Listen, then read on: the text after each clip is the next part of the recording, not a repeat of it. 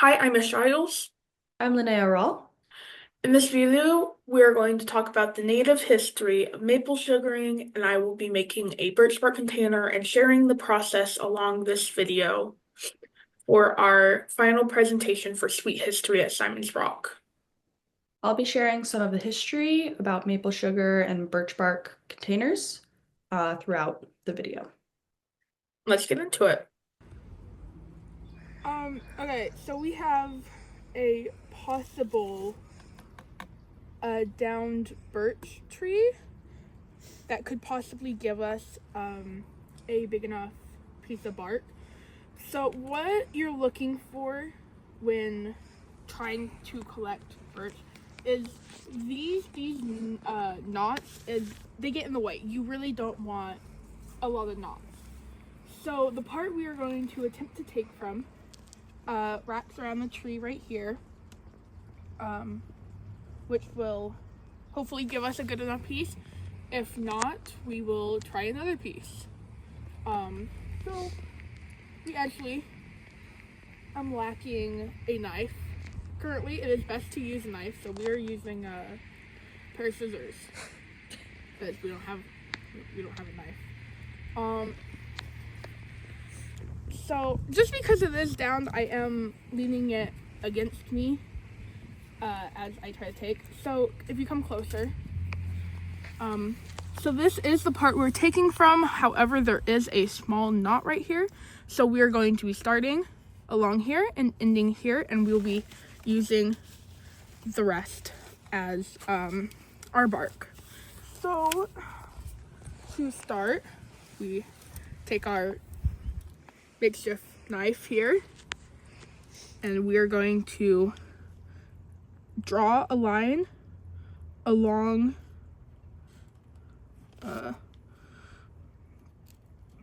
along the bark, and because this is a fallen tree, we have to be less worryful about how much we are cutting rather than a live tree. We're going to go ahead, draw our line around the tree, back to the knot once again.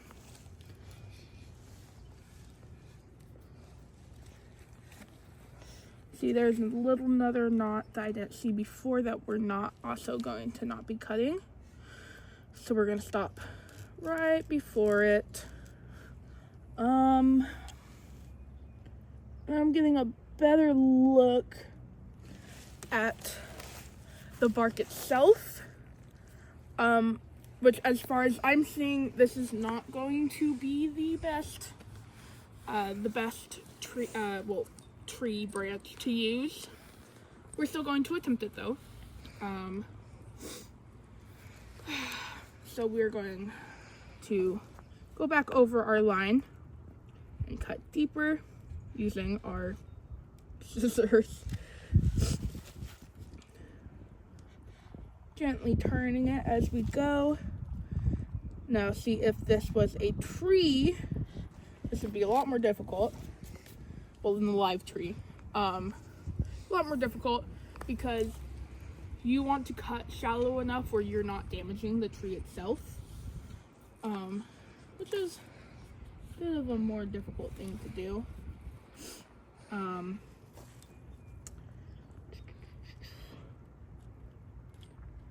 However, with this, we don't need to worry so much about that.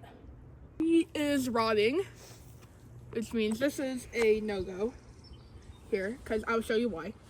So we're going to attempt to lift up this corner. What we're going to do, we have this corner up. Now, on a normal tree, this would be just a little bit too thick. That it would start to hinder the next layer.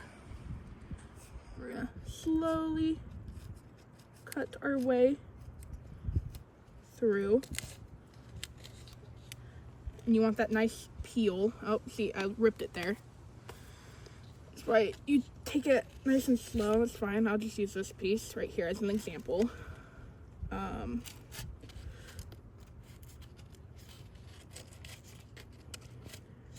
Now if you want to bring the camera down here and take a look under here as I am, see, you want to take it nice and slow until it comes off, like that. Now see, this is not a very good piece. Look at that, look at the bark there. It is going to, because what we have to do is we have to then peel away all of this basically.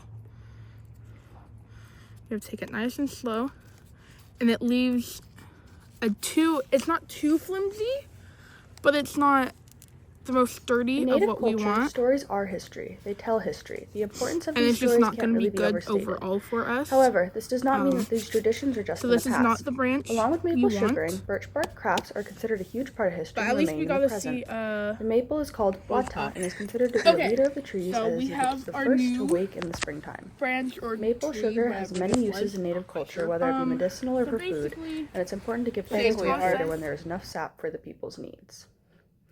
Birch buckets are used to collect the sap that turns into this precious substance.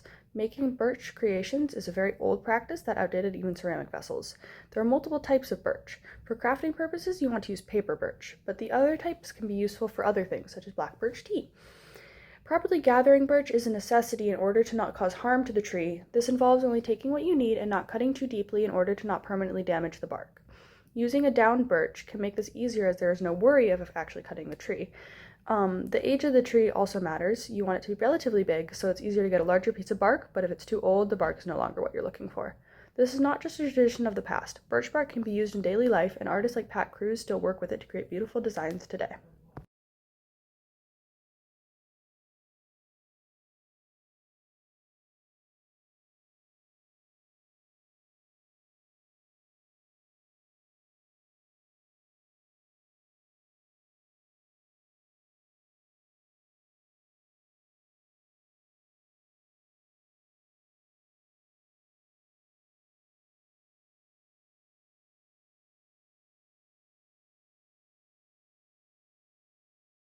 yeah. So this is not part of our thing. This is just me peeling off a piece.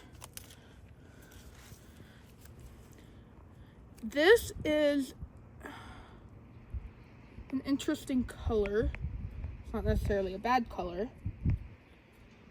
But this is definitely not a color you're going to find on a live tree. The birch on the live tree tend to be a pinkish yellow. So we have our corner up. I'm gonna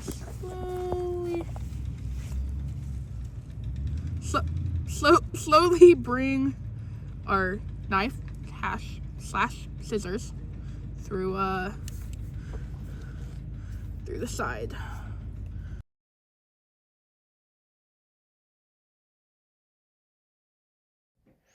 Both the maple sugaring process and birch bark crafts are crucial to Native history. The story of the origin of maple syrup varies from tribe to tribe, but one of the stories is so as you can cited see, a maple there sugar was origin a story bit this from knot. Genesee I did cut Country too close to the Village knot, so it Museum did get in the blog way goes slightly, like this. but that was fine. As Long you can ago, tell, when human this is a beings were new very to the eastern dirty part of endeavor. Turtle Island, they Wear barely gloves lived if you through don't the want long your hands winters. Their smelling bodies and like, spirits weakened by the cold and dark. trees. Though they worked hard to gather and preserve enough food for the winter, it was not enough to keep them well and strong. The Creator saw the sadness of the people, so he decided to ask the tree nation if there was something which could be done to restore their happiness. The leader of the trees, the maple, offered to give its blood to the people so they may be restored to good health.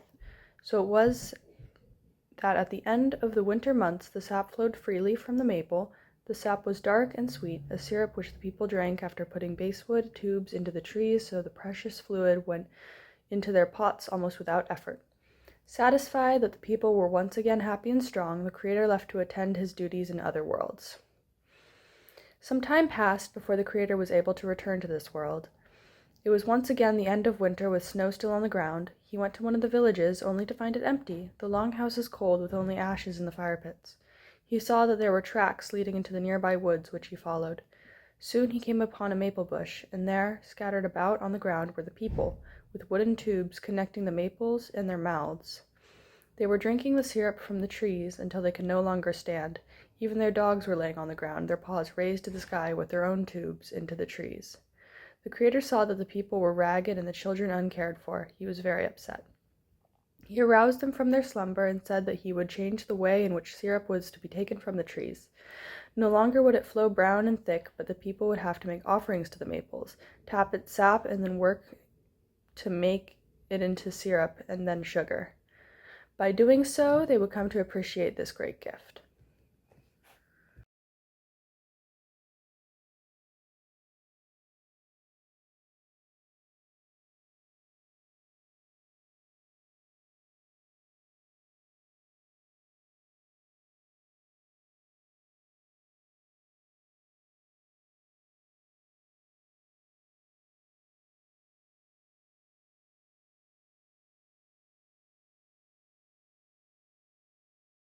Okay, Oh yeah. there we go. We have bark. This is what tree looks like afterwards. Oh, wait. Birch. We have a few holes, but if you were making a rather tight container, you would just simply cover those with a type of pine tar. As you can see here by this pot of water, we are bathing the bark, and then we are going to clean it. So I will show that in a few seconds. As you can see, it's curling in on itself. So we're gonna lay it down like this. I'm gonna lay it out.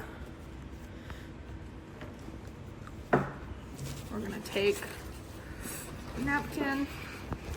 We're just gonna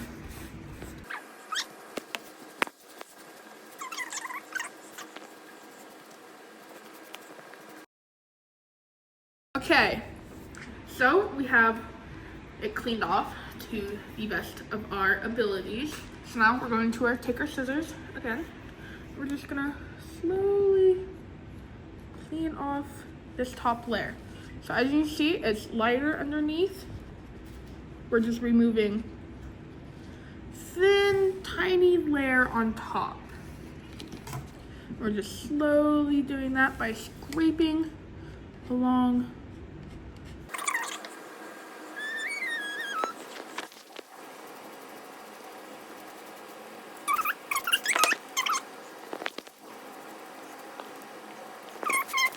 Okay, so we dried it. We finished cleaning it off. We did the same process we did on the front, on the back, cleaning it off. And then we soaked it once again, and then covered it in between a layer of paper towels, such as, and then weighed it down to try to get rid of any curling that came with said water. So now it is all clean and we can start the next processes. Okay, it is the next day and now we have our dried piece of bark here. So basically the next step is if you were to have a wood glue or any type of adhesive, you would want to coat the inside with it. I don't. Yeah. So we are going to begin rolling. We're going to take the damaged side right here. We're going to put that on the inside. Yeah. We're going to take it, we're just going to roll it up real nice. So we got a string here. This is what we're going to use.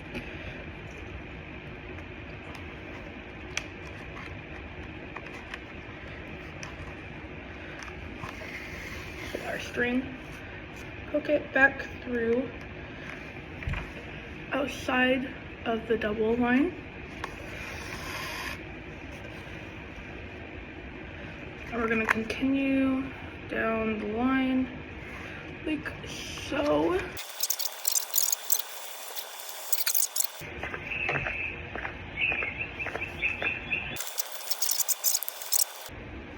Okay, we have finished the entire thing. So when you get to this bottom, you cross it back over, and then I will show you how to go back up the side. So currently we are here. We're going to come back up through this bottom hole, and then we are going to just cross back over onto this right there and pull it back through the bottom. And I guess have it be mean to you. So then we're just gonna, and then there you see our kind of lace type thing. We're just gonna go ahead and put it, that's the wrong side of the needle, put it right back through this bottom one again. Like that.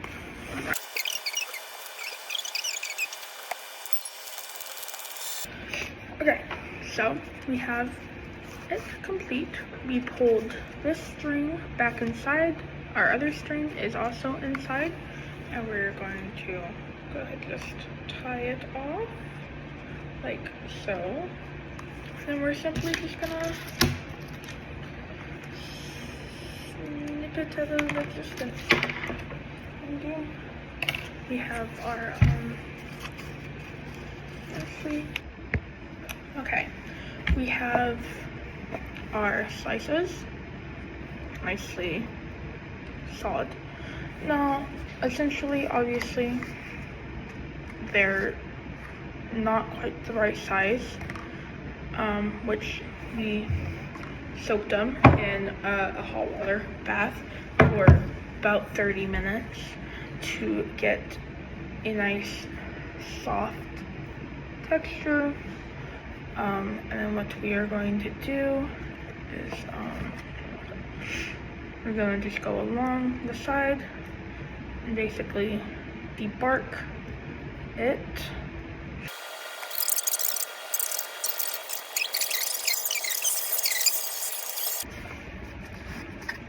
So there we go. It's nice in there. Yeah, sure, there are some spots, but all that matters is this side is flush and it stands up. Process for the lid, I'm actually going to use a bit of a thicker one here, just because I want to carve into it a little bit so I'm able to get a holdable piece.